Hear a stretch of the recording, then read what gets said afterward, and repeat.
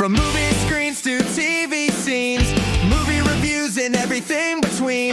Top 5 breakdowns, favorites win, celebrity conversations pull you in. Hit record, let the reel begin. Big screens, bold takes, let's dive in. Step into the spotlight. Welcome to Wilhelm!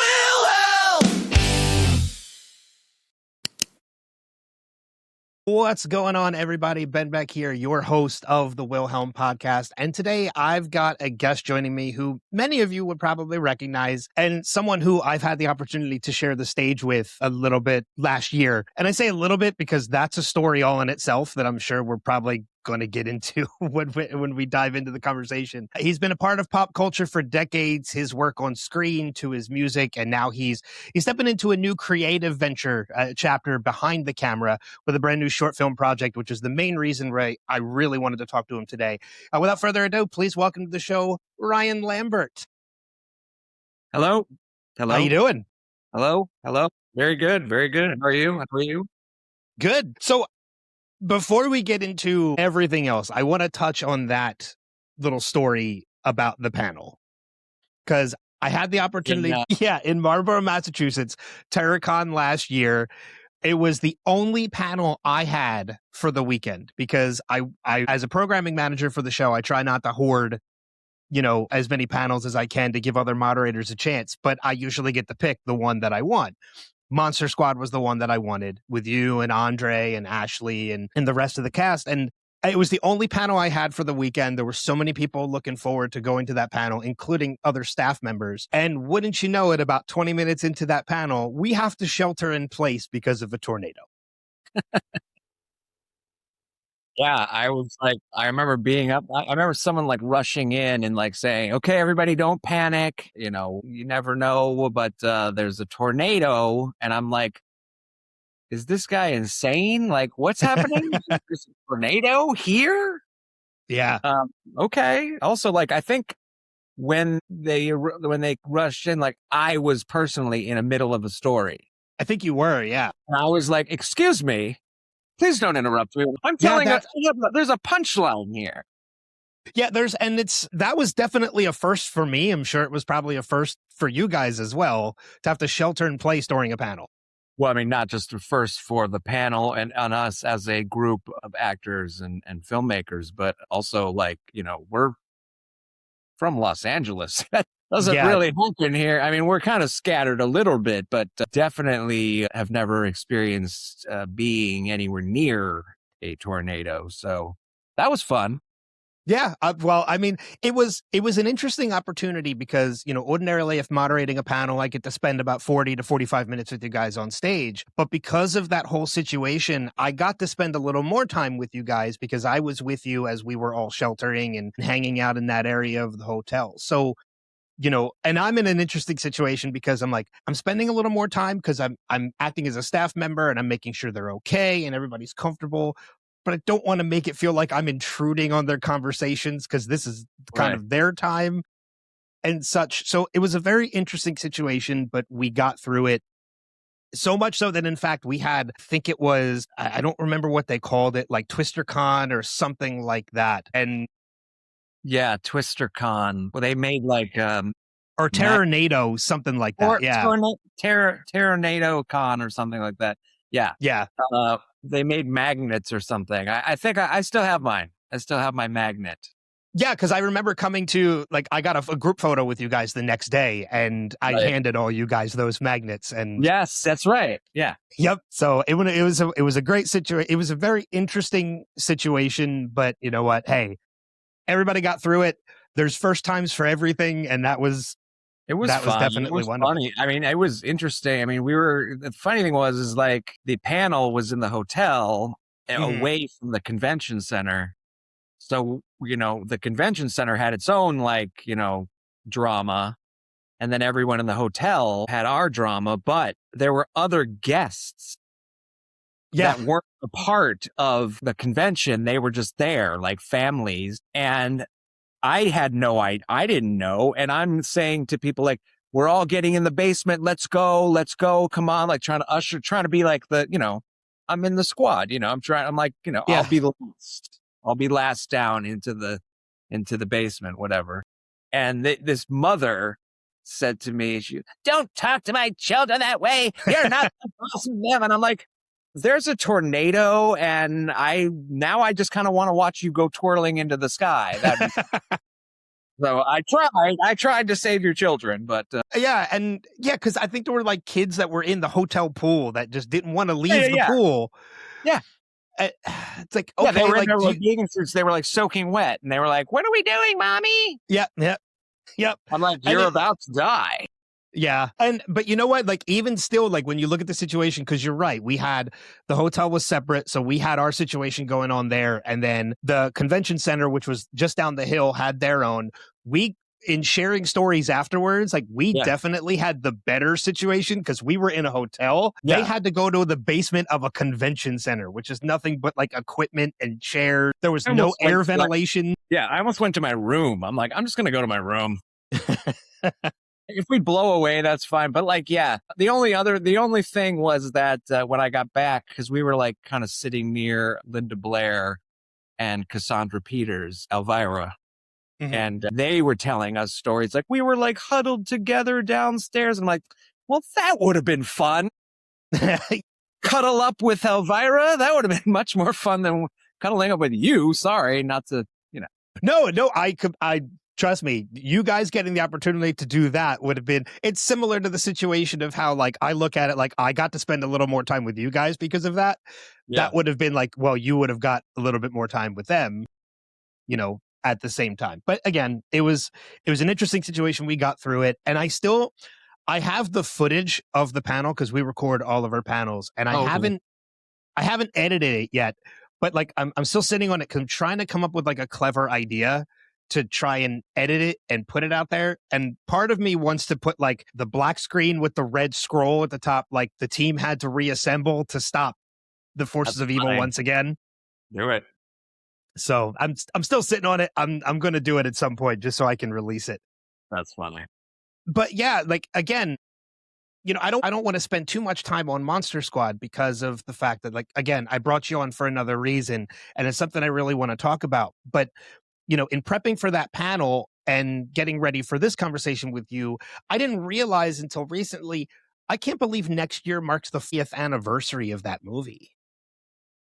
That's crazy. Yeah, it's interesting. We're starting to get like, some interest for next year to sort of travel the country and, well, the world really, and start doing like panels across and we're going to places that I've never been to, and it's going to be interesting for that mindset, I think, to just kind of, it's a little mind blowing. It is what it is, but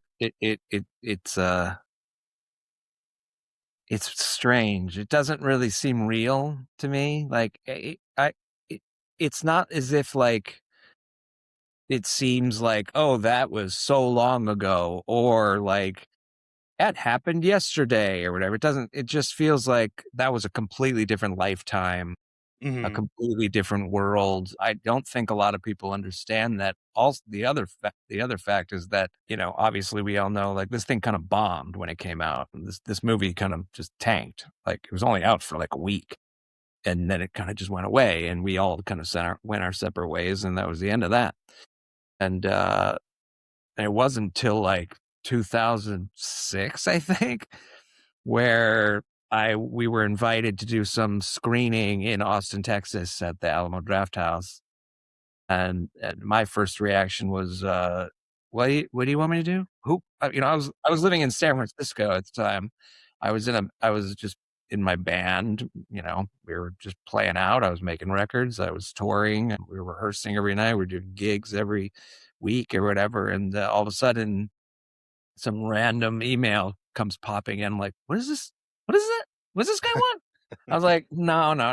I said no at first. I was like, no. I don't do that anymore. Like, I don't want anything to do with that. Besides the fact that I thought, there's going to be like 4 people there. Like, what are you talking about? Like, nobody knows what this I get movie is. What this guy was saying, like, he liked it. He was saying, this is my favorite movie. I was like, wow, that's you're the one, that that's kind of what I was thinking. And he said, well, Andre's coming and Ashley's coming and the director's Fred is coming. And I was like, well, I haven't seen any of those guys since, really.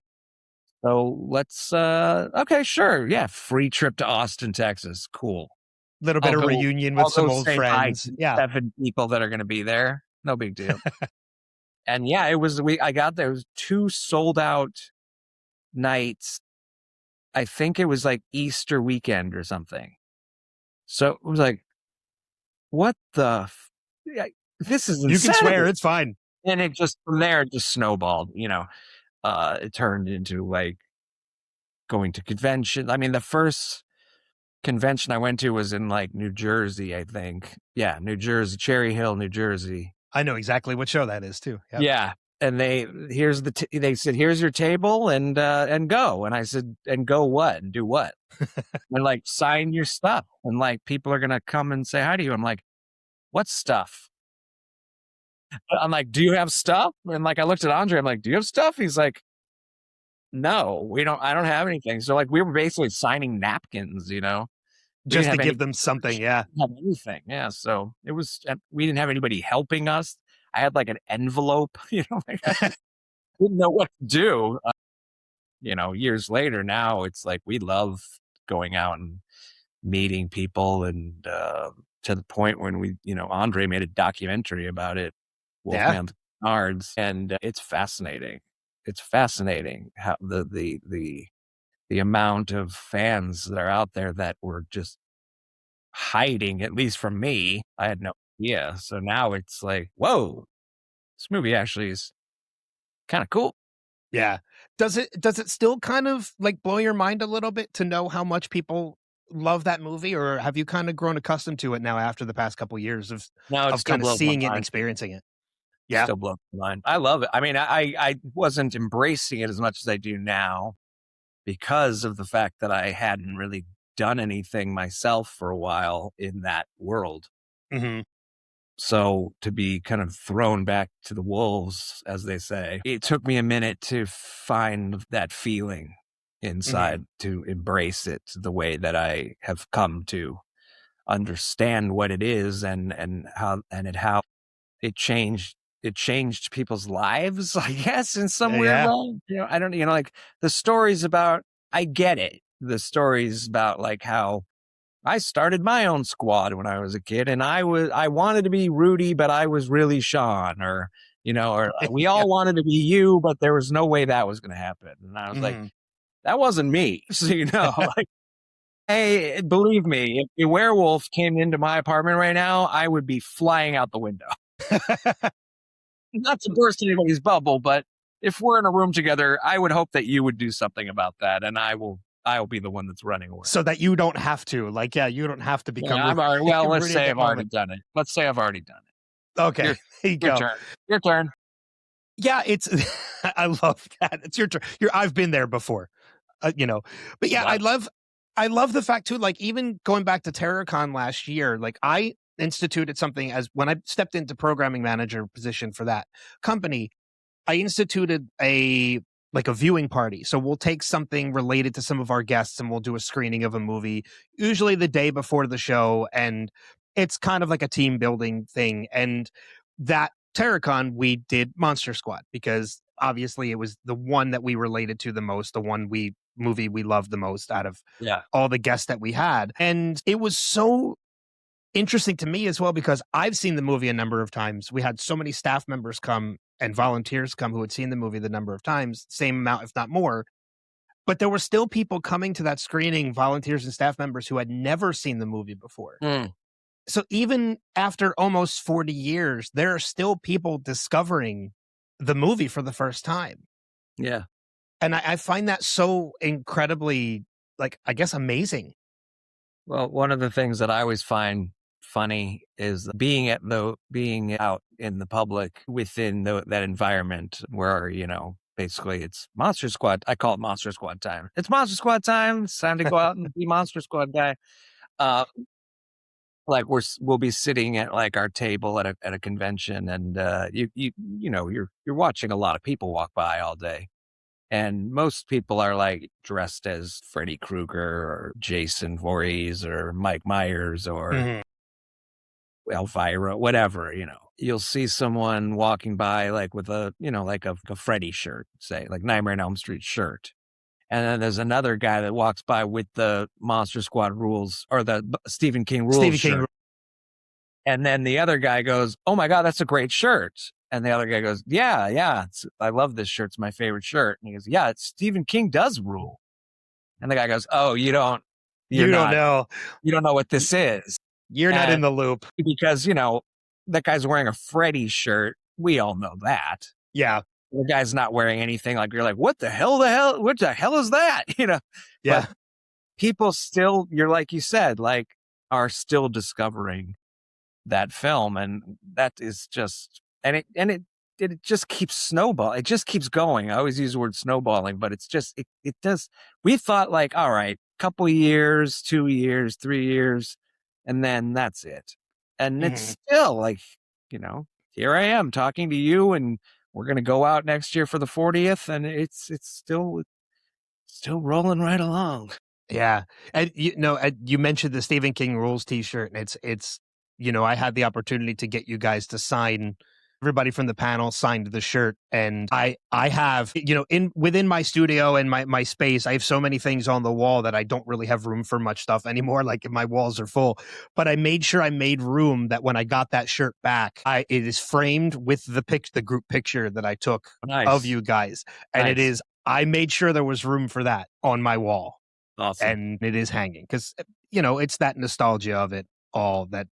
And it's a memory of me that even though that panel kind of went the way it did, I still got the opportunity to meet you guys and share the stage with you guys. And it was, a great opportunity. But to kind of shift gears a little bit, away from Monster Squad, I was going to say, you're taking a different approach now of doing stuff behind the camera. But I feel like a kind of a little bit of a conversation we had before we went live. You've had your share of time behind the camera, just a different kind, in that I had no idea about your hobby of photography. So I feel like we need to talk a little bit about that, because you had mentioned like it's raining in LA right now, but when it clears up, you plan to go out and take some pictures. Yeah. I mentioned like a DSLR, but then I saw you come back and I saw the cameras you're coming back with, and I'm like, yeah, he's a lot more serious about photography than I am. I'm trying. I'm learning a lot more. I've never really been a guy that like takes classes to do things. I didn't go to film school. I've been a musician my entire life. Not one lesson, as Ferris Bueller would say, like, I play left-handed guitar, so no one would teach me. So I had to just kind of figure it out. I'd put my okay, and then I'd figure it out, and eventually, boom, you're like, wow, now I know that chord.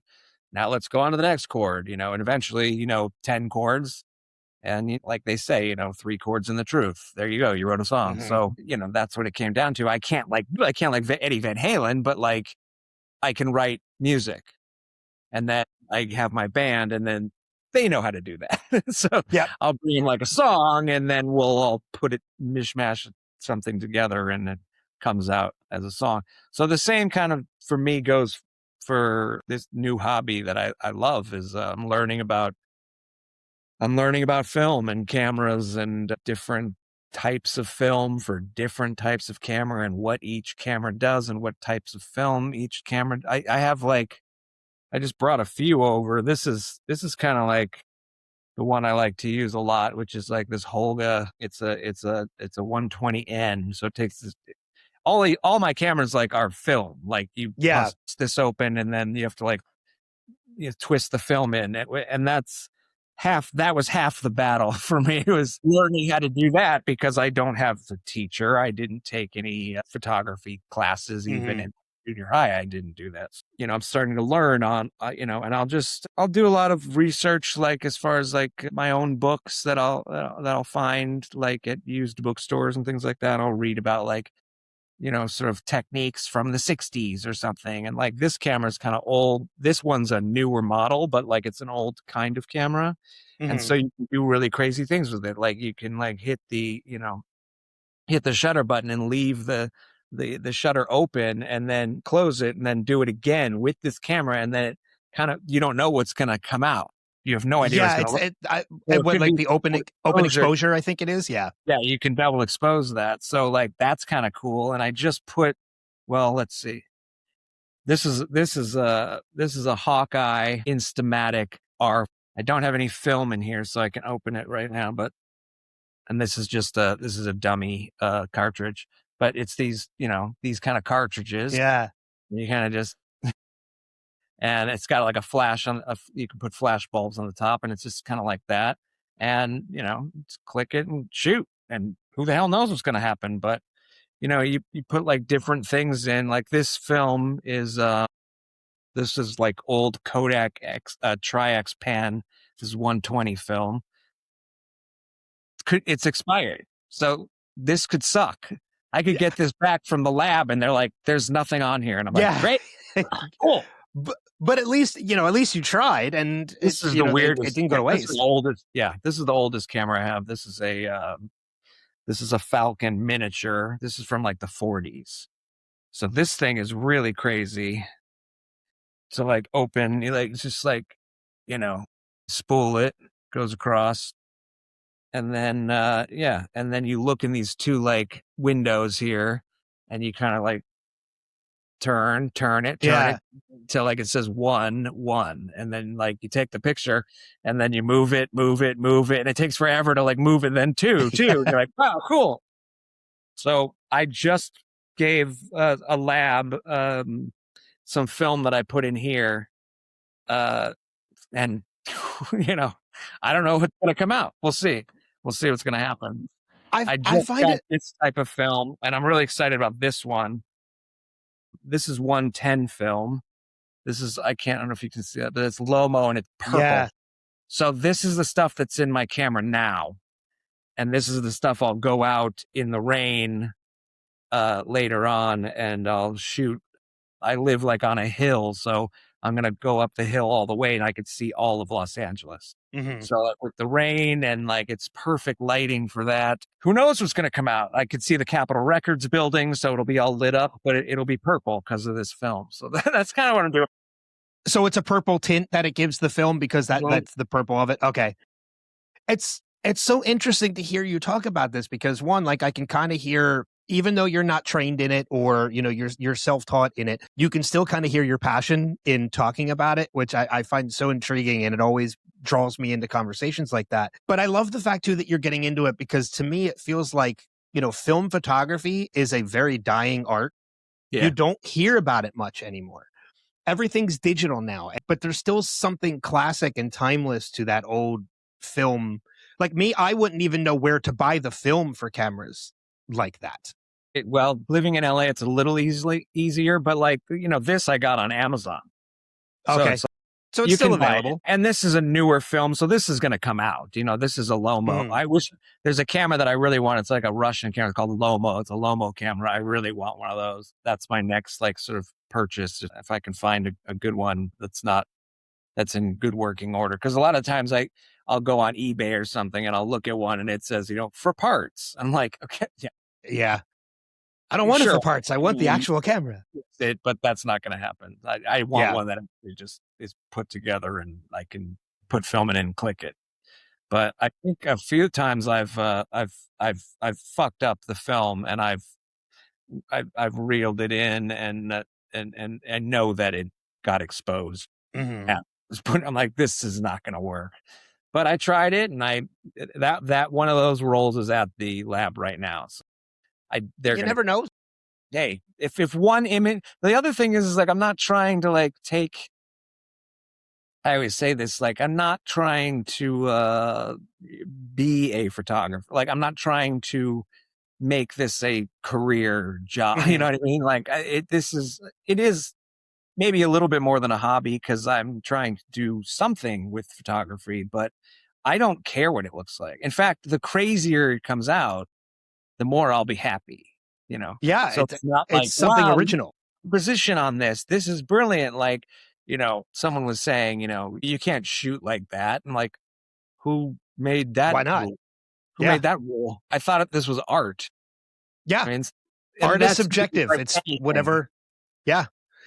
Yeah, I'd be curious to see, like, if down the road, once you start getting more accustomed to it and you start getting more pictures develop and stuff, if you found a way to make them publicly viewable, because I'd be curious to see what you had come out of I'll show you some stuff when it's it. done. Okay, If it's perfect. worth showing people, I'm sure I'll put some stuff online or whatever. But I don't think I mean, I'm not expecting to have some sort of gallery showing anytime soon or anything like that. You're not going to put together a coffee table book anytime soon from your photography. Oh, you I don't could. think I mean, anyone's gonna buy that. But yeah, who knows? Fuck it. I don't know. You never know. I think that some of the greatest artists in the world have done things just on a whim and sort of, the people that I'm influenced by the most as far as filmmakers go, artists go, musicians, actors, are just the people that tried something that never been done. And then it came out and you're like, well, my God, I mean, have you ever seen Eraserhead? I have. Yeah. You know what I'm saying? It's like, I mean, it took him a long time to make that actually, but the end product is mind blowing. Well, Now, I mean, did he get his influence from someone like Cocteau or something like that? Sure. But that's how it works. yeah, but I mean, like, you look at some, like, even using movies as an example of that too. Like, you look at some movies that didn't do well. MonsterSquad, a prime example, but another one, you look at movies that nobody really thought anything of at the time they came out, and then they become something ultimately so much bigger. One of my favorite movies of all time, actually my favorite movie of all time, is The Shawshank Redemption. That didn't do well in theaters at all, but it has become a favorite of many. It tops so many lists now of one of the greatest movies ever made. Absolute classic film. Beautifully made. Yeah. So it's one of those things that you never, I'm sure many photographers out there who've won awards for some of their pictures didn't take the picture with the intention of winning the award. Some of them might have, you never know, but they could be that cocky. But, for the most part, there are times I think people have been appreciated for the work that they've created, not knowing that was the art that they were, creating. Yeah. At the time. I mean, that's happy accidents. We used to call them in the studio when we were recording music, Mm-hmm. Something would happen with either the tape or like some guitar noise was like, what the hell is that? And we go, wait a minute, hold on, wait a minute. Works. Keep that in there. Or like doing vocals and all of a sudden my voice goes Brady Bunch. It's like, oh, that's cool. Like let's keep that, because it's natural. It's real. It happened. So just leave it in. Why fix it? I hate that. I mean, I'm not opposed to people that are starting to shoot on iPhones and stuff. That's fine. I saw The Left-Handed Girl. I thought it was gorgeous. Did it look like an iPhone? Yeah, it did. It looked like an iPhone to me. Yeah. But the techniques that they use. I mean, there's like that commercial for iPhone. It's like, you can make a whole film. And it's like just regular people doing it. I'm like, no, you can't. No, there's a little bit more than just pointing and clicking. Filmmakers could do it, because they're using it as a medium and they already know the other things that you need to do to make a film. You could, I mean, sure, hell with it. You could make a film. Go ahead.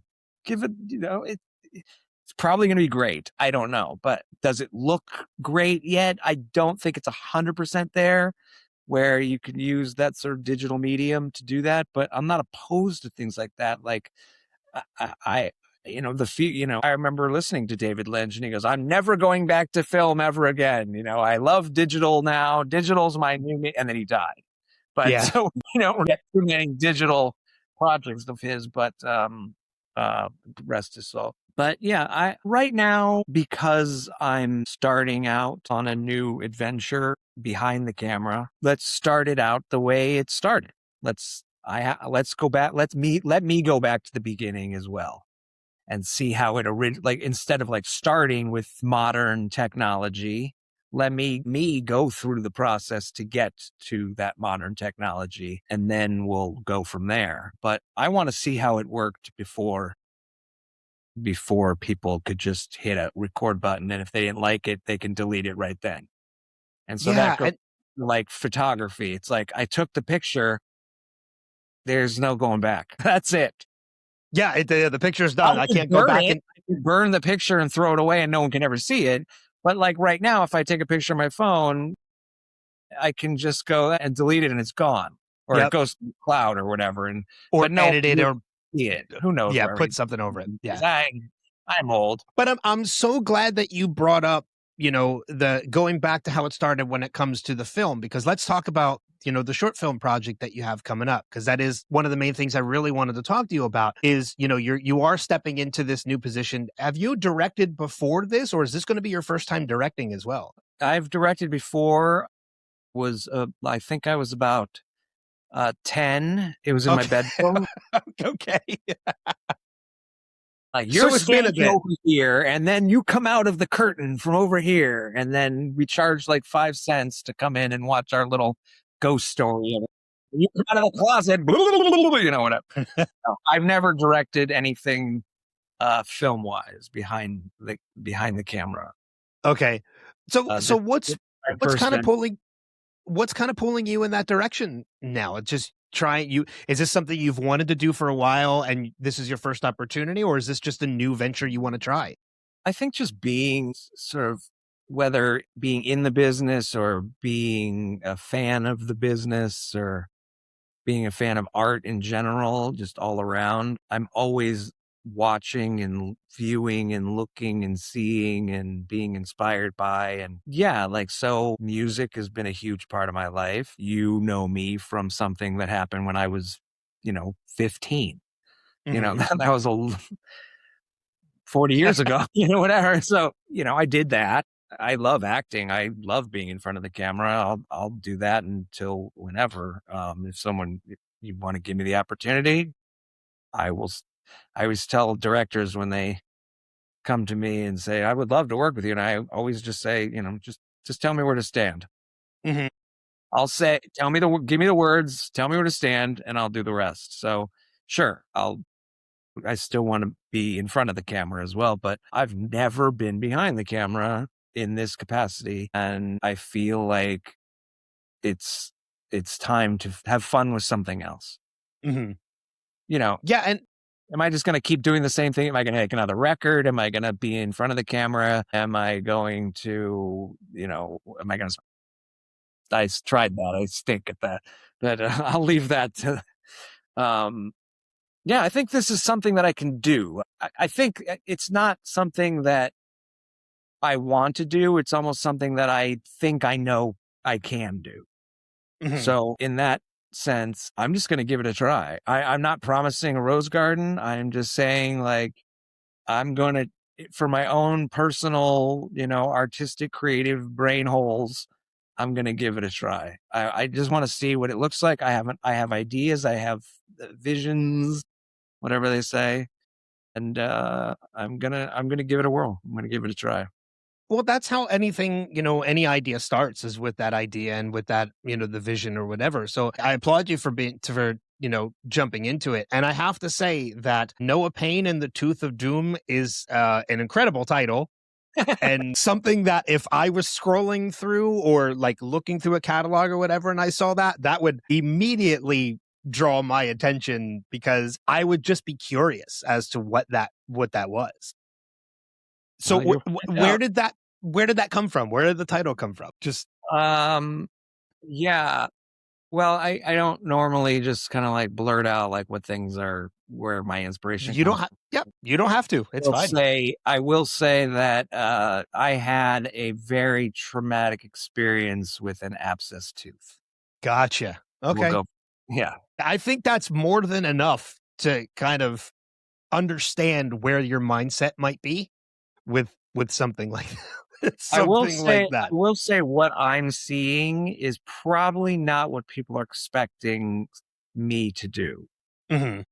Maybe my, people that are super close to me, but if you've seen anything or listened to any of my music or anything, this is not that. Okay. This is not MonsterSquad. This is not Kids Incorporated. This is not, any record that I ever made. This is dark, I think. I don't know. We'll see what happens when it comes out, but it's going to be, I'm really sort of influenced right now by the way the French New Wave filmmakers shot on film, the time that they took to make the film, the subject matter that they used, all the way up until like Cassavetes and like just let's see what happens. Let's point and shoot and let's get real. Let's get something on film that's true and real and sort of off the cuff, maybe a little ad-libbing. There's structure, but there's nothing like concrete.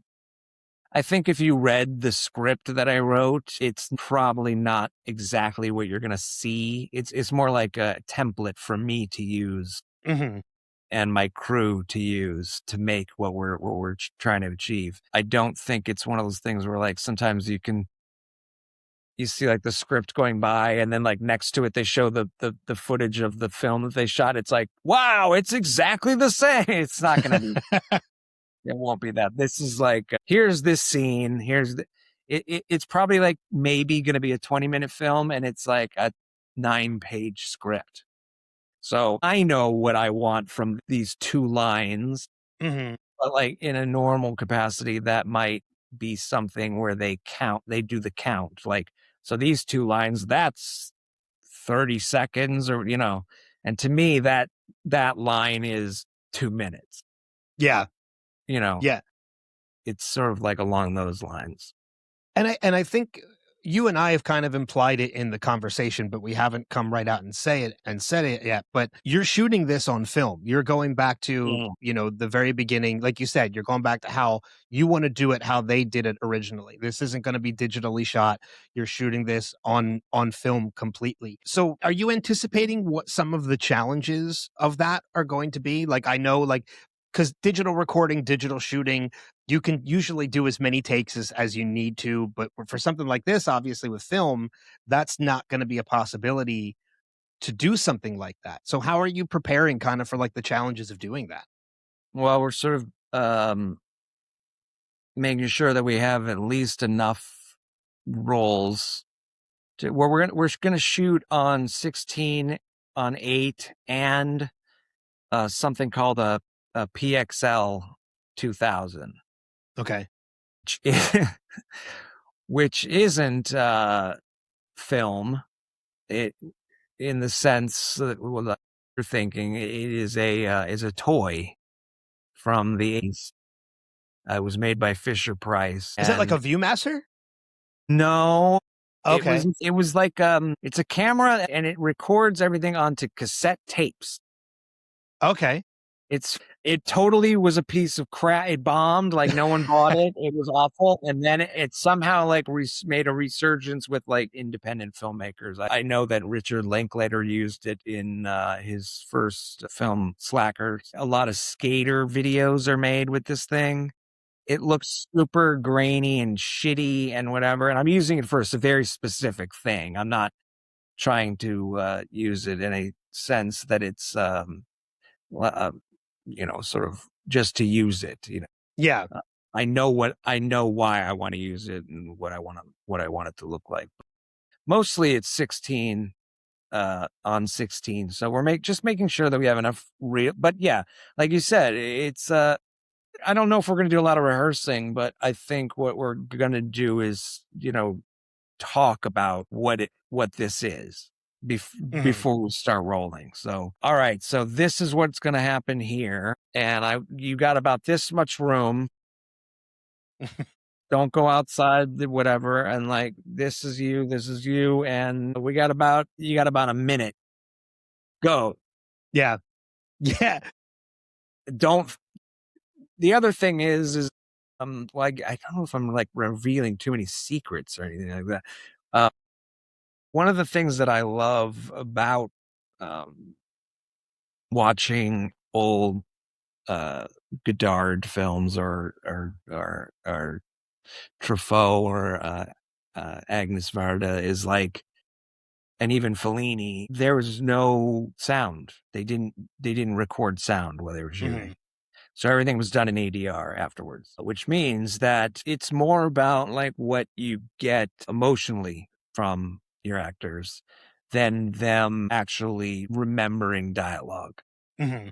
It's like, here's what the scene is. It's not like, Curb Your Enthusiasm, ad-libbing, whatever, but it's like, this is sort of like, this is the scene, do what you would do in this situation. Yeah. And then later on, we'll record sound, but it's not a synced up type of thing. It's like, and Fellini used that his entire career. Like, even when he had millions of dollars to shoot, he still didn't use a sound department.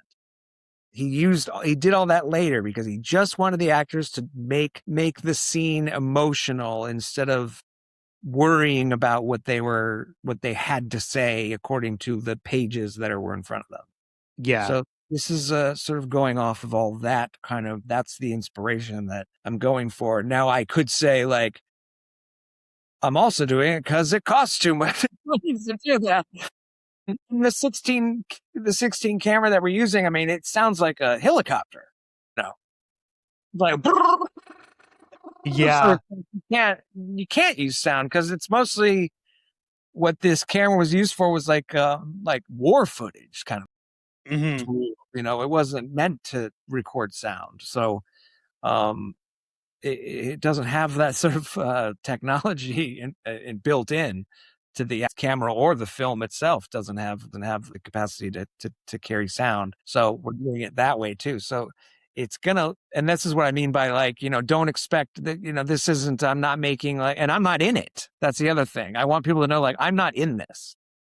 So, like, you're not seeing, like, oh, Ryan's making a movie and it's like Love Actually. And, like, it's like, it's not even close. It's gonna be cool. I think it's gonna be cool. It's gonna be punk rock. It's gonna be gritty and grainy and crazy and wacky, and who the hell knows? I don't know. We'll see. Yeah. No, but I can tell you just from the conversation that you and I are having, like, as somebody who I've considered myself a huge cinephile for years as well. And, like, even though the fact that you're not in it, and I never actually, reading over the GoFundMe, which we'll talk about soon too, like, I never got the impression that you were going to be in it. It says explicitly you're directing, so I never even imagined that you would be in it. But still, like, I already had an interest just because you said you were shooting it on film. And now hearing just your knowledge about film and talking about Fellini and all these other amazing old school filmmakers, like, now I'm even more excited to see what this project is going to be. Whether it's no matter how you feel about what it's going to be or what it's going to become, like, I'm more excited now to check it out because I know that you're going to be using that influence of what you know and your fandom of that and kind of injecting that into this project. Yeah. So, and I kind of hope this is one of the reasons why I wanted to have you on and talk about this, is because I hope people watching or listening kind of get that same impression of you putting that into this. That's why it's hard for me to get that point across, like, in a little tiny video, like trying to get the funding through GoFundMe, obviously. But, I do want people to maybe use this almost as like a jumping off point too, to go back and look at those things. And see, you don't have to watch superheroes fighting each other, and it's like $400 billion to make a movie. Yeah. You can make something, meaningful and small, that has just as much of an impact, as something on a grand scale. And I remember I taught some classes acting wise a long time ago to some young students. I think I was in my late 20s and they were like early 20s or like late teens or something. And I had some homework. I was like, go watch Touch of Evil, go watch Double Indemnity, go watch the 7-Ups, go watch Sorcerer. Now I'm thinking of Roy Scheider films. And they always said the same thing, especially when I said something like Casablanca, go watch Casablanca. They go, well, but I wasn't born yet. And I always say, me neither. Yeah. How old do you think I am? Jesus. I'm like, no, you're not watching it. Who cares when something was made? Those are still people that made a piece of art. Yeah. They have the same emotions you have right now. I'm just talking about the aesthetics of watching that type of film or that type of art being made, as opposed to what you're seeing now. It's not, this is an Avatar, Yeah. this isn't even Raiders of the Lost Ark. I mean, we're talking about something that was like made at a time when, I wasn't born either, you know. My mother wasn't even born. It's like, come on. How crazy Well, is there's still so many projects, again, like the ones you mentioned, but there's still so many things from back, again, like before the times that we were born, that have and still have so much charm to them. Like I can tell you, I enjoy comedies and stuff like that, just like anybody else. But still, to me, still to this day, two of my favorite comedies are Harvey and Some Like It Hot. Yes. You know, which are classic, brilliant comedies that just I still go back and watch. Yeah, and Harvey itself as well with Jimmy Stewart is Harvey's just like so great. And I discovered Harvey because I performed it on stage in high school. Oh, you did Harvey? Yeah, I got to be a part of a production of Harvey in high school. So, I went back and I watched it before I performed it. Rabbit? No, I didn't. That would be a little difficult to play Harvey the Rabbit. So, no, it was, I forget. I was one of the hospital orderlies, the main hospital orderly. I can't remember his name now. Right. I think it was Wilson or something like that. But it was a blast. And I had so much more of an appreciation of performing it because I went back and I watched the source material. I watched the original movie. And I still watch it. Arsenic and Old Lace is another one I can think of that is just another classic comedy that I adore. Brilliant. So, there's still wild. I love that play. I love seeing anytime like they're doing Arsenic live and I'm near there, I will make it a point to go see it live. But the Cary Grant film is just, the timing is so great in that film. Like the way they shot it is just, it still kind of looks like theater. But the way they shot it is and it looks beautiful. I mean, like I just saw it not that long ago, like a Criterion version, and it looks gorgeous. It's making me realize I haven't seen it in a while and I really need to rewatch it. Yeah, go watch it. Has been a while. Go watch the Criterion Arsenic because it's really good. Speaking of Criterion and like kind of what we're talking about, Criterion right now has this incredible block of films.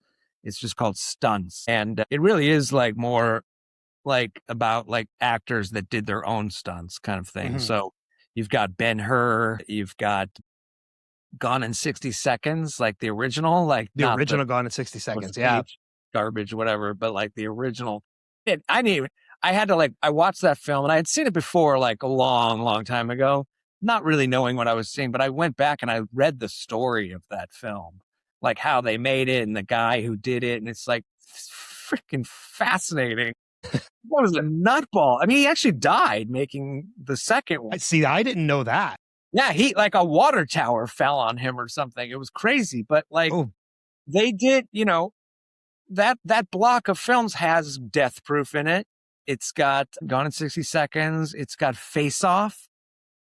Oh, but it also has Stagecoach, the John Ford film Stagecoach, which is maybe one of the most gorgeous Westerns I've ever seen in my entire life. And then it has like Hard Boiled. Is it Hard Boiled? I think it's Hard Boiled.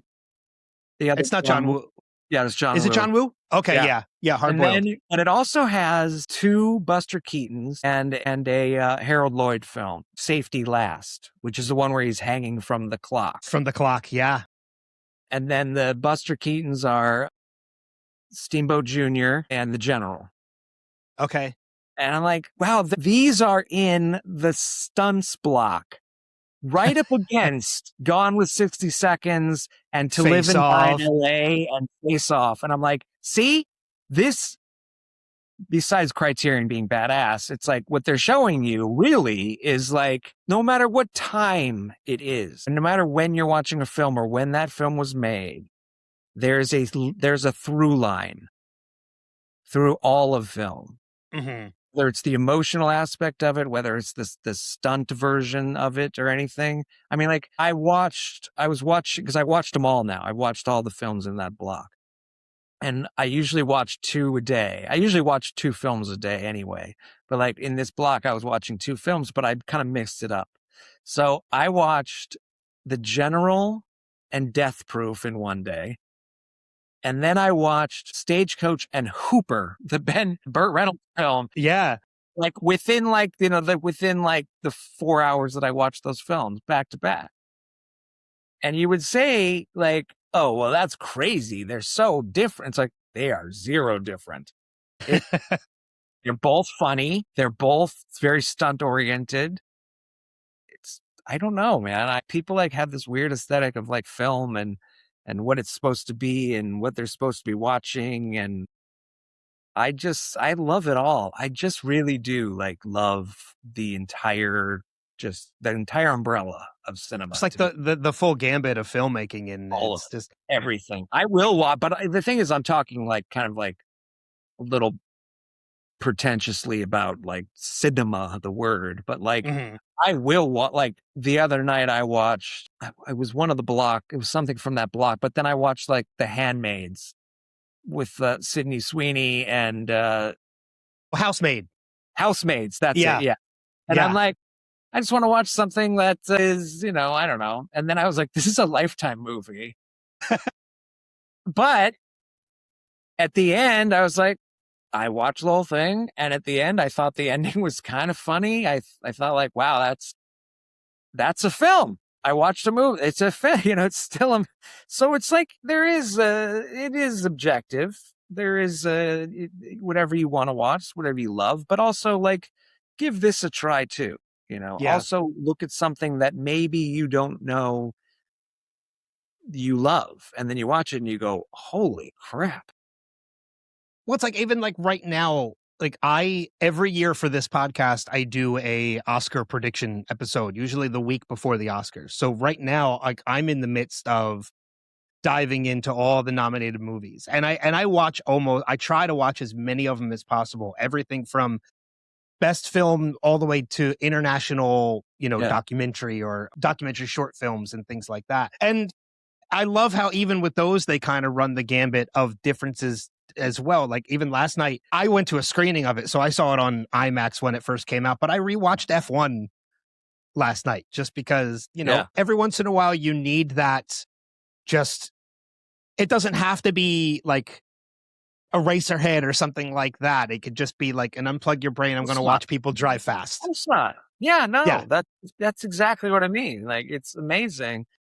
I mean, I try to watch as many of the Oscar nominated everything. I've seen all the best picture nominations. I've seen all the best actress nomination films. Obviously I have my favorites and what I think should win and what I thought was sort of snubbed and not. I think my favorite film of 2025 was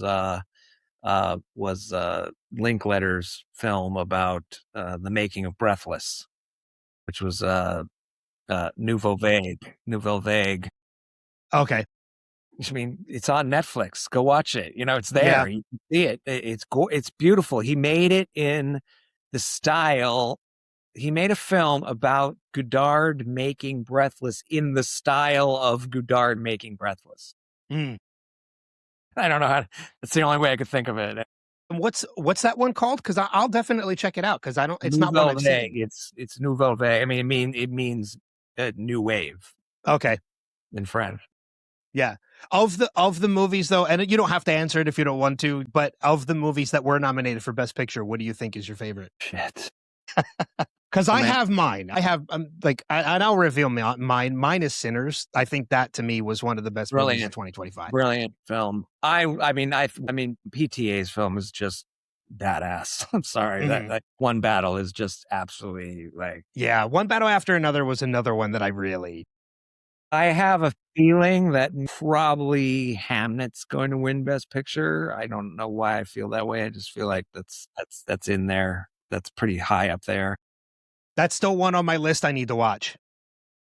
I haven't seen that one yet. Jesse's in the bag to win Best Actress, I think. But there's a film that Rose Byrne is nominated for, a film called If I Had Legs, I Would Kick You. Yes. And another Netflix film too, wasn't it? So damn good. I mean, I think it's her time.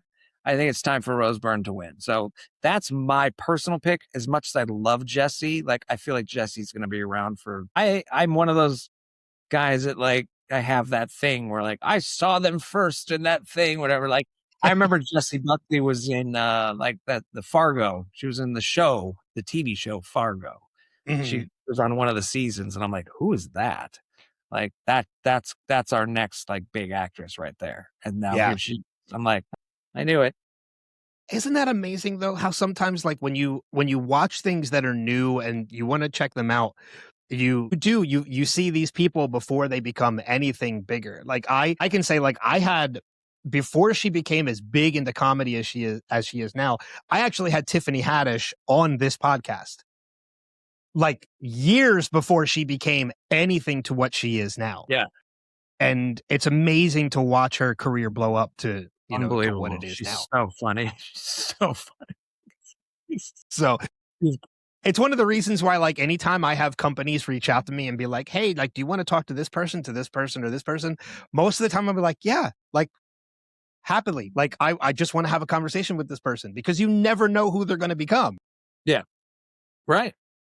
So, but yeah, getting back to, the project, it's, the fact that you were doing it on film already intrigued me. Now having this conversation with you, like, I could talk to you about movies and cinema for hours and hours. And I feel like I almost have to have you back on next year to talk about MonsterSquad a little bit more for the 40th. Yeah, we'll do a 40th.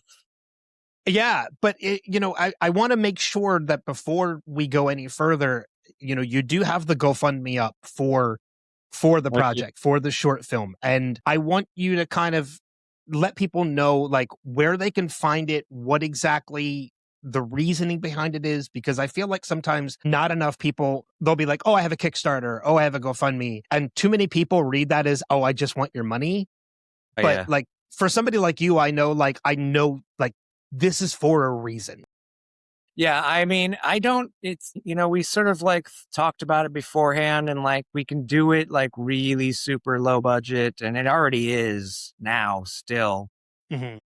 But it'd be nice to have a little bit of wiggle room to like make it exactly what, we're thinking it should be, especially it being my first time out. Mm-hmm. I really, experimenting for sure, 100%. But also we doing it on film, if we did on digital, it wouldn't cost as much, because we could just shoot all day and night and whatever. And just maybe I could come up with a different concept to do that and then make it a little more simple. What I want to do, it's going to take a little bit of funding. So we're not asking for too much. I think it's fairly reasonable. We're not asking for anybody to give any large chunks of anything. I sort of mapped it out to how many like people maybe follow me on Instagram, compared to like if each gave me $1, we're good. Mm-hmm. You know what I mean? Like yeah. that's how much it would be. Sure, a couple people so far have given a little bit more. That's wonderful. But literally, I want to get the point across that $1 helps. That's all. Mm-hmm. I mean, it really is. It's like Jerry Lewis telethon here. It's like $1, anything, would out. I don't want people to be embarrassed. Like, oh, I can only give you $5. It's like, do you know how much $5 goes? That's a sandwich for one of my actors for one of the days, like that's a lot. Mm-hmm. Yeah. So we made a little thing, a little video. It's up on my Instagram. So you can go to if you're not following me, and you're not seeing it go by in the stories, or like just look on my page. I keep reposting it over and over again. It's probably driving my friends insane. They're like, we know, Jesus, you're making but yeah, so you can go there. So Ryan Lambert 111 is my Instagram. I don't know I have like the link is in my bio is what they say. Well, and I'll make sure I'll have the link to both your Instagram and the GoFundMe. Everything will be in the show notes and the description and everything as well. So and I don't really have I don't see how you can say the link name, and that makes me sound stupid. But yeah, I guess if you just went to GoFundMe, I called it Ryan's Gritty Grubby Indie Short Needs Your Support. So that's, if you just want to go straight to GoFundMe and try to find it there. But mostly you just click a link on my Instagram page. It'll be there. Yeah. And like I said, I'll make sure all the links to everything are in the show notes for this as well, so people know where to find it. And we're getting close. People are responding, and we're getting close. And we're probably going to start shooting in April, and it's going to be a quick shoot, and we're going to try to edit it as fast as we can and get it out there maybe by the end of the year, hopefully. Are you filming everything in LA, or are you going any locations outside of LA? All LA. All LA. I mean, you're in the place to do it. There's only a few like sort of outdoor locations too. So okay. There's mostly like apartments, bars, offices, and then there's like a bus scene. And then I mean, it's all don't tell anybody, but it's guerrilla shooting. Yeah, I've done it. Stealing a bunch of street. We're in LA, so it's kind of like, oh, they're shooting something. Yeah.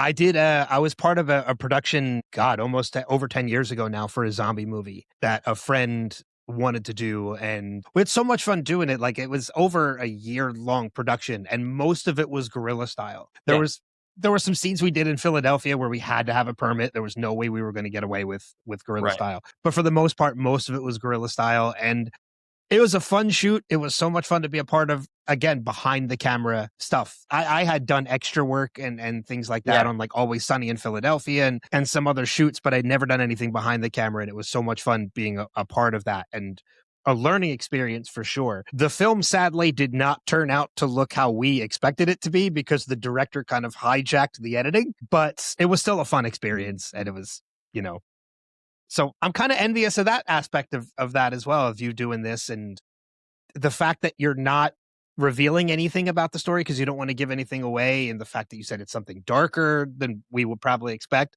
that just makes me want to see it more. Yeah. So I'm really looking forward to it. I admire those filmmakers that just sort of say, I kind of did it with my music too. Like, people would say, like, what's the song about? And I'm like, I don't know, you tell me. What do you interpret it to be? About something specific? I'm like, I don't know. Did I? Yeah. Whatever, mysterious, it doesn't matter. It's more, I really do believe like it's for, you make art for yourself. And that's, I truly believe that. I'm making this for me. This is mine. If I didn't, and if I made something for everyone else, then I'd be doing what people want to see. Mm-hmm. I always say that about like even larger things like a Star Wars film. You'll see like people online going, well, that's not what I wanted Luke to do or whatever. And it's like, well, he didn't, the guy who wrote it wasn't writing and going, wait, hold on, wait a minute. What do the people want? Jim in his basement. I heard that he doesn't want Luke to do this, so we can't do it. Yeah. It's like, that's still art too on a larger scale. It's like, so you make it for yourself and you sort of hope for the best out there. And if you enjoy it, all the more better. But also enjoy it and create something about it for yourself. Do it. Mm-hmm. Watch it for you, and then make up your own mind what it means to you. Whatever you're seeing go by, or whatever you're seeing go by, take that and make with it what you want. Yeah. That's how I think art. And it's interesting too, because you talk about how people see things like, that's not how I would have seen that. And it's like, well, you're not the director for one, or the creator of it. Right. But one of the things that I kind of got involved in, because a friend of mine introduced me to it, is there's a whole subculture of fan edits of people, who take these films and they re-edit them in their own way and to make them something, completely different than what they were. And I've seen a number of them that, I've seen a number of them where I would watch it and be like, no, like, you made this like 10 times worse. Like, I don't know what your vision was, but it wasn't that. And then I've seen a couple here and there where I watch the fan edit and I'm like, wow, like, this is, it's not necessarily better, but it's kind of better because it's different. For example, like a prime example of it, I am not a fan of the movie, talking about like the multi-million-dollar budgeted films like Man of Steel. I was not a fan of that film at all. And I'm a huge Superman fan. Yeah. But there is a fan edit out there that I watched that makes me enjoy that film because it was cut in a completely different way. I'd like to see that. I'll shoot you the information for it so Yeah. you can find it. I kind of have that. Well, there's another side of that too, where it's not just like fan edit, but I like when I like when they take a movie and it's like, yeah, that's the story, but we're going to change the actual, what we, like, I'm sure that you remember a while ago, someone did something with the Karate Kid where it Yes. sort of made it look like he was actually a total asshole that came. Oh, this guy was just like living his life. He had a girlfriend and his dad was kind of an asshole. And like, he was, his sensei was kind of mean to him, but like, he was a sensitive guy maybe. And like, he just wanted to live his life. And then this total piece of shit comes in and just takes his girlfriend and kicks his ass. Yeah. I'm like, it's kind of funny because it is kind of what happened. Yeah. I like this stuff. And I know all of that was before like Cobra Kai came out, but Cobra Kai was so well done in my opinion. Like I really enjoyed that. So great, especially that first season. Yeah. Even the last season, like when it kind of got bookended, and there were moments, man, where Billy Zabka like had me bawling my eyes out because like it's some of the best acting I've ever seen him do. That final, no spoilers or spoiler alert to anybody who watched, but that final moment with him and Sensei Kreese, where they're expressing, and Johnny's like, you made me feel like nobody because of that. Like I was bawling. They really ran with that whole like relationship, like what it was like, that is probably what would have happened in that situation. Like, like he became like a bum. Yeah. Yeah. He's driving this beat up Camaro that like, or Firebird, whatever it was. I always just liked the fact that he like he was still like living in the 80s, no matter what. Like he didn't know how to use a computer. He was like clicking on things.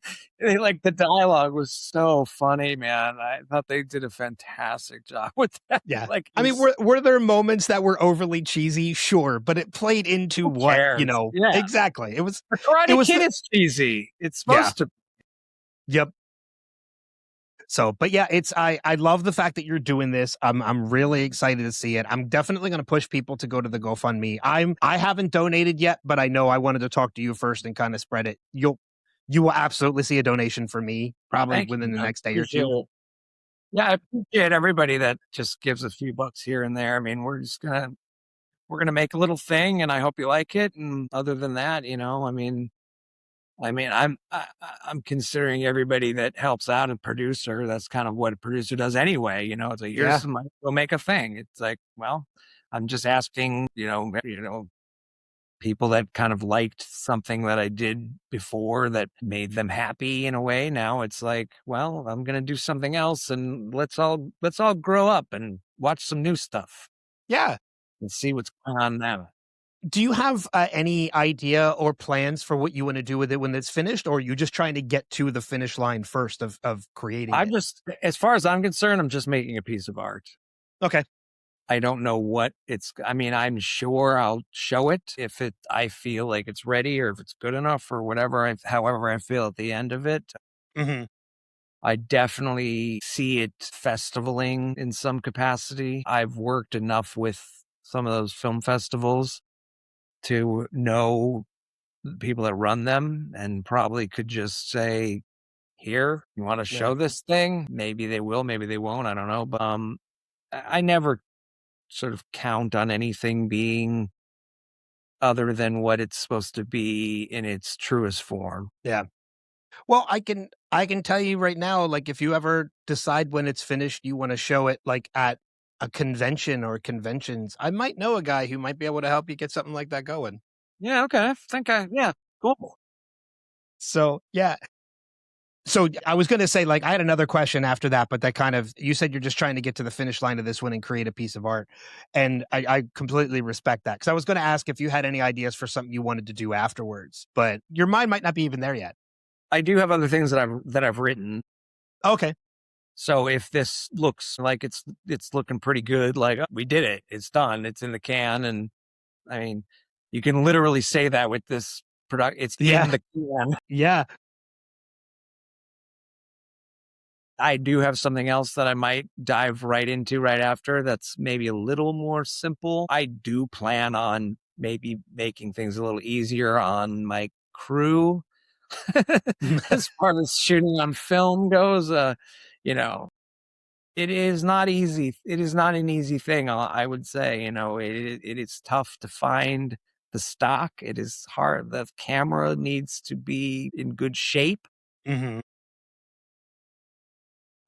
My cinematographer, who's also sort of my producer as well, we're working together to make the best piece of art that we can. But there is a little bit of like, you fucker, just shit this on a digital camera. Like, Yeah. no, I'm being stubborn. For this round, I'm going to be Mr. Stubborn filmmaker guy. And whatever happens later on, we'll see. I think your point of, like you said towards the top of the conversation about going back to the beginning and doing it how it was done in the beginning, I think there's a lot of merit to that. And I think there's a lot of charm to that as well, of just because, again, it's paying tribute to the past by doing it that way. I think so. I think it's that. It's definitely that. I want to see what it was like to do that. I want to put myself in those shoes and see the process that those filmmakers went through to get to, like you said, the finish line and put it in the can. Whereas, you know, I know people that are like, I want to make a movie. And it's like, hey, do you have a camera? Do you know how to do lighting? Do you do sound? Do you know how to edit? And then they just stand in the background and go, I'm the director. It's like, cool. That looks really good. I think that's a little easy to do. So I want to put a little bit of strain on myself and not just, you know, call it what it is. Let's do something like, you know, how it's kind of supposed to be done. Yeah. And I think going through the challenge of doing it that way gives you a little bit more appreciation for how it's done now, for the ease of how it's done. Yeah, that's what I was going to get to as well. I was going to say, like, let me see how it was originally done, and then I will faint, and then I will come back from the dead, and I will go, hey, let's not ever work on film ever again. Yeah. That's insanity. We have tools now I can make it look like that if I wanted to, but, you know, there is something raw and true to be said about doing it this way for now. Yeah. Just so I can say, it is kind of just so I can say I did it. I did it this way. So someone says, well, you're a filmmaker. Did you ever actually work on film? It's like, I did actually. Yeah, I did. Here it is. Here, let me bring out my projector. Well, and I think like, you know, kind of bringing it back to MonsterSquad for a temporary minute too. Like, I think there's a moment in Wolfman's Got Nards where wasn't there a screening at Alamo Drafthouse where they brought out, like, somebody found an old film version of the movie and that's what they screened? Oh, I've seen that with another movie? I've seen MonsterSquad on 35 before. I've seen it screened on film. I think there is a scene. We were being led backstage to go from this, like, introducing the film to go to, like, where we were going to, like, eat while the film was being played. And they actually brought us upstairs and through the back where the cameras are. And one of the cameras was a 35 millimeter. Okay. And I was like, oh man, I was staring at it like, this is so cool how, you know, I haven't seen one of these in a long time. And I was saying, you know, the camera crew the documentary crew was filming me when I was looking at this thing. And I just kind of asked the guy, can you spool something in? Can you show me, like, can I watch you do it? And he did, because I got a trailer. Here you go. And he was like, brrr, and he turned it on. Brrr, and I don't think anything was happening in the actual theater where it was, where that was shooting. But I could hear it going, and I kind of got a little verklempt, as they say. Yeah. Yup. I was like, this is how I used to, you know, when I was a little kid and I was in the theater watching Superman, you know, the original film, and E.T. and Star Wars, you know. Yeah. You could hear it. Yeah. You know, if you sat in the back, you could hear it going. And yeah, there's something to that sound, the whirring of the projector with the flickering of the light in the beginning of the white light before the film hits and it starts projecting the image. And like, I remember I went to I think it was 35 millimeter, but I remember going to an Alamo Draft House for a viewing of Evil Dead on film, which, you know, it's one thing from your perspective as a filmmaker to make something like this on film for that aesthetic and for that authenticality. But there's also something from the film viewer's point of view too. There's a little bit of a charm to it to know that what you're watching is of that style. And, you know, the 35 millimeter, I remember and there's a lot to, like, I know, like last year with Oppenheimer, they released a IMAX, I think it was 35 millimeter version that only played, I think, at 10 theaters across the country, and it sold out almost instantly. And because one of my theaters, one of my IMAX theaters by me was one of the ones that was doing it, and I couldn't get a ticket. I wanted to go and I couldn't get a ticket. You know, in LA, we're a little spoiled here in the sense that there's like 3 or 4 theaters that show, like the New Beverly Theater, which is Quentin Tarantino's theater. He bought it and revamped it. And the Vista also, he did the same thing with that theater. They show at the New Beverly, every single film they show is on film. Really? And they kind of intro each film beforehand, like someone comes down and says, "Welcome to the New Beverly, blah, blah, blah. No cell phones, no talking, or you're going to get kicked." Actually, someone not that long ago got totally, like, the cops came and got him. It was insane. Really? Yeah. It was like, I was like, Jesus Christ, they're serious here. Like, this is how cinema is supposed to be watched. Like, well, I don't know. Tell that to a Frenchman in the 40s smoking. Like, no, this isn't exactly how it's whatever. But yeah, and they say, like, this is, I saw, the last thing I saw was Bergman's Wild Strawberries, and it was a double feature with David Lynch's The Straight Story. And both were on film, obviously, because it's New Bev. And they said, in this print is from Bergman was from 2001 or something. And then the Straight Story print was actually a print from when it was released. And so we watched it, and I'm like, this looks terrible. It doesn't, because we're so used to seeing things 4K clarity. Yeah. And it's just, you're like, God, the lighting is like, this is not a good copy of this. But when you do get to have that feeling, and you can hear the projector going, and you can see the lights flickering out of the back, and you can almost smell the film going by, it's insane. And it is a completely different experience. And they have a lot of those theaters in Los Angeles. I believe K-Stew is about to open one. Baldwin Park or something like that. Kristen Stewart's going to open up her own movie theater that's been run down for a while. She's revamping the whole thing, and I'm sure they're going to be 35 millimeter film. Yeah. One of my favorite theaters in LA isn't actually a film cinema, but I do have to give a shout out because it is my favorite theater in LA. It's called Gardena Cinema. And it is family owned, like since the 70s. Judy, that runs it now, is just an incredible person. And they show really, really cool films. I saw, like, for John Carpenter's birthday, they showed Christine and a mystery film.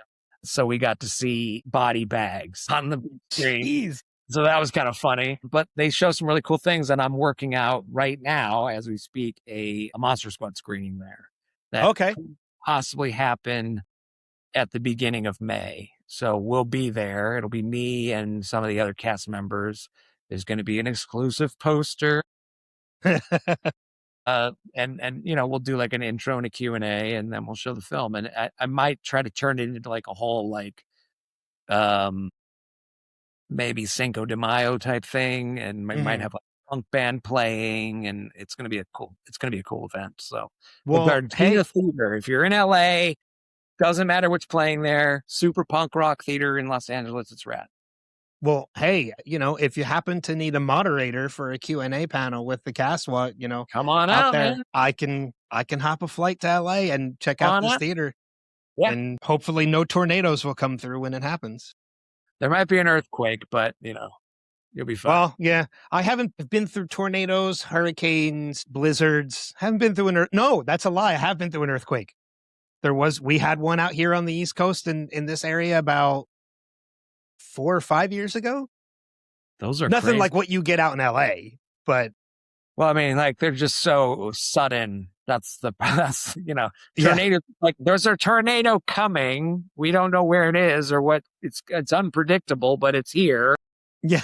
LA, it's just like you're like 4 a.m. You're like, holy! It's just like. Well, and that was one of the craziest things too about that tornado in Massachusetts last year is one, you never expect to see them because they don't happen that often there, and you guys just happen to be there when it happened. But within a couple days after it happened, we found out it wasn't one. There was like 3 or 4 that all touched down within like a 10-mile radius.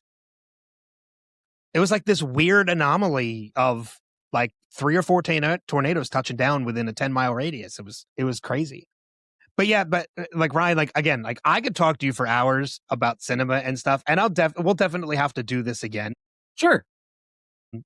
For sure. We'll stay in contact with each other, and any way that I can help with the movie once it's finished, or even while you're still in production of it, I'd be happy to do. Great. That's whether it's spreading the word or just, if you decide to do screenings and you want help out here on the East Coast, trying to find places to do it, like I'll happily help you out, in ways that I can do it. But we're working on like an hour and a half now, so I don't want to go too much longer, even though I could talk to you for like another hour. But I wish you the best of luck with the film. Like I'm looking forward to seeing it when it's done. Me too. And, I'm sure you're really anticipating seeing it when it happens. Once we wrap this up, the way you brought your camera, I'm going to grab something to show you that I'm sure you'll appreciate. Yeah. But for the episode itself, thank you so much for giving me your time for this past hour and a half and having this conversation. It's been a blast. Thanks a lot for having me.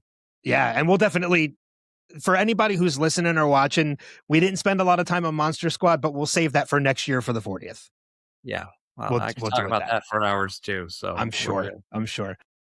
But Ryan, thanks again for coming on. I'll make sure all the information is in the show notes of on YouTube or the podcast or whatever, where they can go. Please go and check out the GoFundMe. Contribute if you can. Like Ryan said, even if it's only like $1 or such, every little bit helps. But until next time, guys, we'll see you guys on another episode of Wilhelm.